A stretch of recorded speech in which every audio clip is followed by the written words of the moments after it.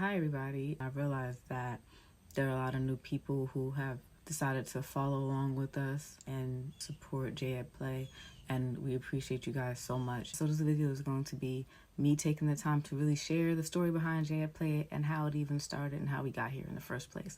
And so when my son was diagnosed with autism in 2014, he was around 2 years, 4 months. And the doctors, his pediatrician and therapist, gave me a long list of things they said he'll never be able to do.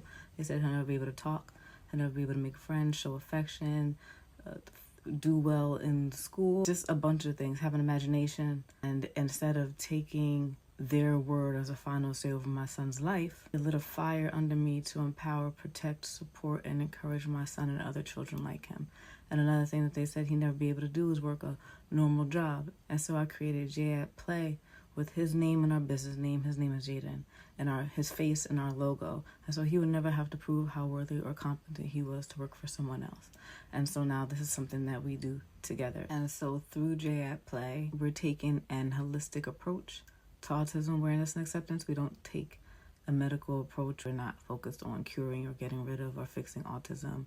We are filling a need for positive autism, understanding, empathy, inclusion, representation. We're filling a gap when it comes to Black autistic children and their families not being seen, feeling not valued or supported, not feeling heard in autism awareness industries, conversations, and tools. When kids can see themselves in the things that they interact with, they build that confidence. So along with my autistic son, we are creatively changing how the world views, understands, and interacts with autism, and redefining autism education for young learners. We started with our Autism Through the Alphabet flashcards. Those are the babies. Those are the original ones which explore a spectrum of autistic experiences. And then it turned into the Autism Through the Alphabet coloring book.